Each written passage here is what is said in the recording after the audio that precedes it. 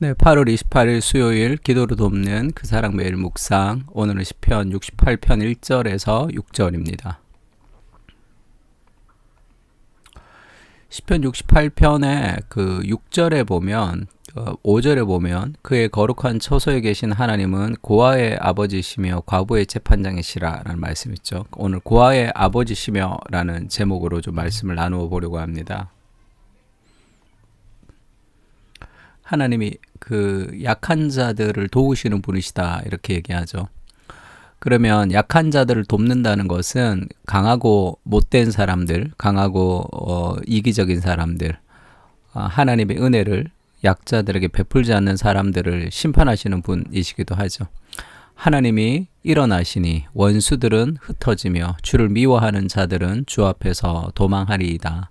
악이 강성한 것 같지만 악인들이 권력을 가지고 힘을 가지고 약자들을 무너뜨리는 것 같지만 결국은 하나님의 정의가 반드시 서게 된다. 하나님이 일어나시면 원수들은 흩어지고 주를 미워하는 자들은 주 앞에 도망하게 됩니다. 연기가 불려가듯이 그들을 몰아내소서. 불 앞에 밀이 녹음같이 밀랍이 이렇게 녹는 것처럼 이렇게 쭉 녹는다는 거죠. 악인이 하나님 앞에서 망하게 하소서. 그 악한 악인들의 멸망은 의인들의 기쁨이죠. 약자들의 기쁨입니다. 의인은 기뻐하며 하나님 앞에 뛰놀며 기뻐하고 즐거워할지어다. 하나님이 우리의 원통함을 풀어주시고 하나님의 정의가 이 땅 가운데 서는 것이 그것이 우리의 기쁨이 되는 거죠.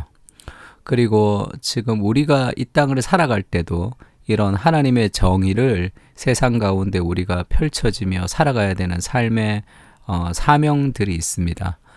지금도 이 땅에 이런 고통하는 사람들, 그리고 억울한 사람들, 연약한 사람들이 이 땅에도 많이 있죠. 그 하나님의 정의를 우리가 그리스도의 공동체가 이루어 가야 되는 사명들이 있는 거예요.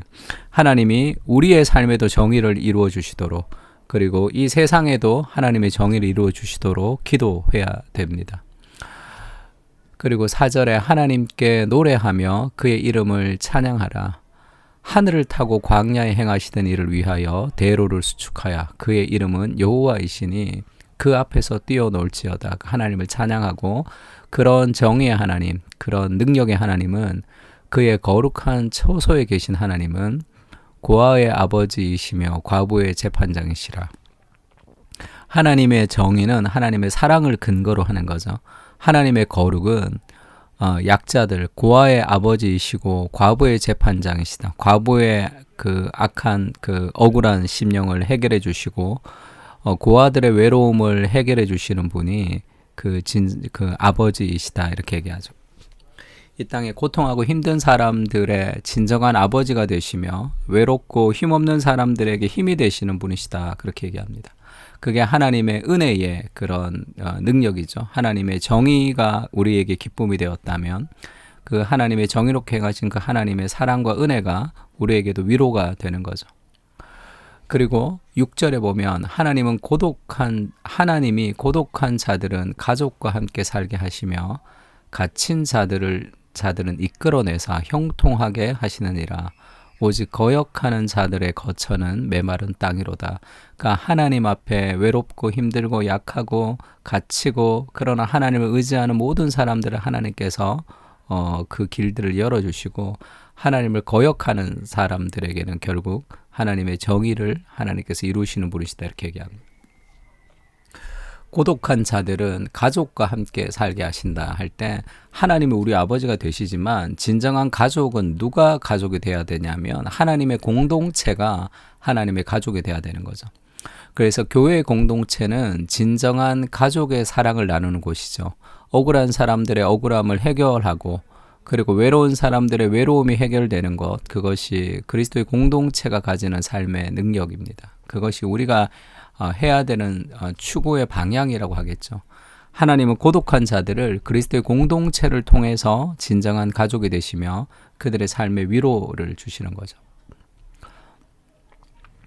예수님도 마찬가지죠. 예수님이 이 땅에 인간으로 오셔서 그 우리와 같이 연약해지셔서 연약한 자들의 친구가 되시고 우리를 하나님 앞으로 인도하시는 분으로 등장하십니다. 그래서 그 예수님을 통해서 우리가 하나님을 아빠라 이렇게 부르게 되는 거죠.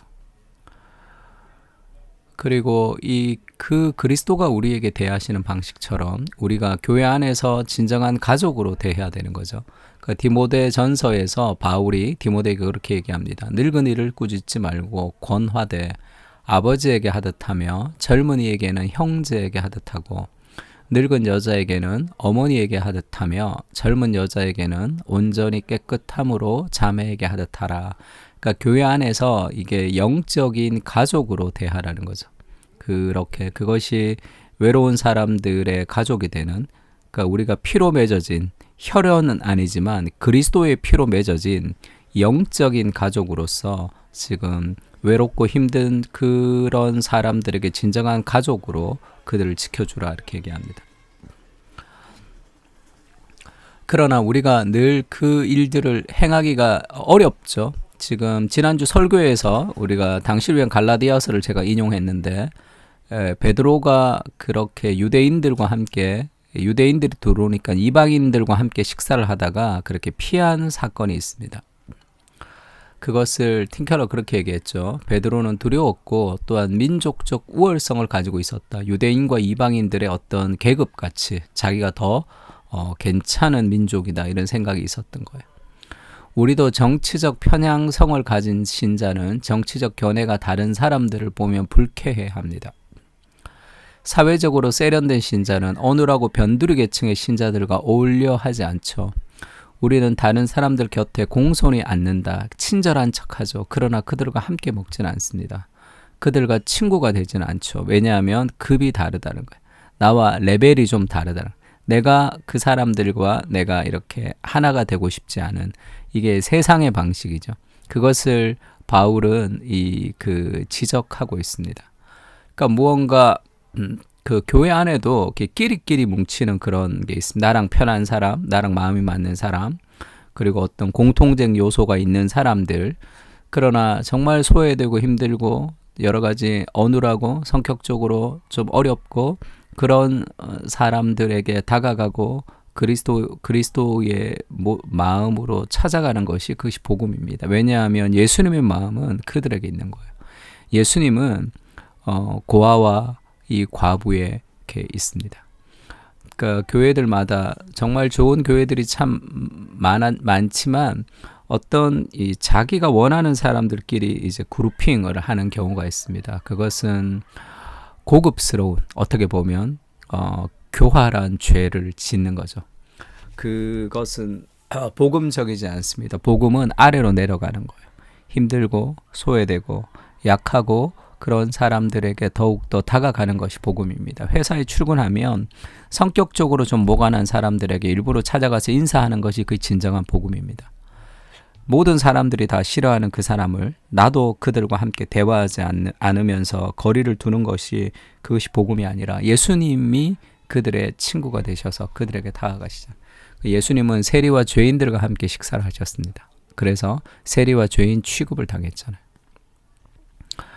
그것이 이 복음이 우리에게 가지는, 그래서 오면 교회에 왔을 때도 그렇고 우리가 복음적으로 살아갈 때는 더 약한 사람, 더 소외된 사람, 더 어려운 사람들에게 우리가 다가가서 말을 건네고 서로 교제하고 그들과 친구가 되어주는, 그것이 진정한 복음의 역할, 가족의 역할이라고 할 수 있습니다.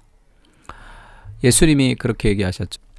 성경을 많이 아는 거, 목회자라면 설교를 잘하는 거, 그 다음에 교회를 열심히 일을 잘하는 것, 그것이 어떤 기준이 되는 것이 아니라 너희가 서로 사랑해라 이렇게 얘기해요. 서로 사랑하면 이로써 모든 사람이 너희가 내 제자인 줄을 알게 될 것이다. 그리스도의 제자의 가장 중요한 정체성은 사람을 사랑하느냐 하지 않느냐입니다. 그것이 우리 삶의 기준이 되는 거죠.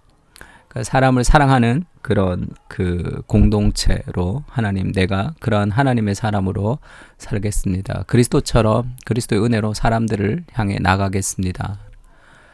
에베소서에는 그렇게 얘기하죠. 전에 멀리 있던 너희가 그리스도 예수 안에서 그리스도의 피로 가까워졌습니다. 유대인과 이방인이 가까워졌다는 뜻이에요. 그는 우리의 화평, 평화이신지라 둘로 하나를 만드사 원수된 것, 곧 중간에 막힌 담을 그리스도의 육체로 하셨다. 중간에 막힌 담을 그리스도의 죽으심으로 해결하셔서 법조문으로 된 계명의 율법을 폐하셨으니 이는 이 둘로, 쉽게 얘기하면 유대인과 이방인 이 둘을 그리스도 안에서 한 세 사람으로 지어서 화평하게 하셨다. 그리스도 안에서 유대인과 이방인을 진흙으로 만들어서 다시 한 세 사람 새로운 아담으로 지었다, 창조했다는 뜻입니다. 이 두 부류의 사람을 다시 진흙을 만들어서 섞어가지고 한 세 사람으로 만들었다. 그게 그리스도의 공동체라는 거죠. 십자가로 이 둘을 한 몸으로 하나님과 화목하게 하려 하심이라. 원수된 것을 십자가로 소멸하셨다. 이게 진정한 하나됨이죠. 나 자신을 무너뜨리고 정말로 자기를 희생하면서 다른 사람을 세워주는 이 한 세 사람으로 이루어지는 것. 우리 안에 있는 수많은 막힌 담들을 열고 하는 것이 그것이 복음의 능력이라고 할 수 있습니다. 고아의 아버지가 되시고 과부의 재판장이 되신 하나님, 우리를 위해 이 땅에 내려오셔서 진정한 사랑과 정의를 보여주신 예수님, 이제 그리스도의 몸된 교회가 고아를 돌보고 정의를 실현하는 공동체가 되게 하여 주옵소서. 주님의 사랑과 정의를 실천하게 하시고 외로운 이들의 안식처가 되며 고통하는 이들의 위로가 되게 하셔서 진정한 하늘의 가족으로 영적인 가정의 역할을 다할 수 있도록 은혜를 부어주시옵소서. 그리스도의 피를 함께 나눈 혈연보다 더 진한 사랑으로 그리스도의 제자의 삶을 드러낼 수 있도록 우리에게 은혜와 사랑을 부어주시옵소서. 아멘.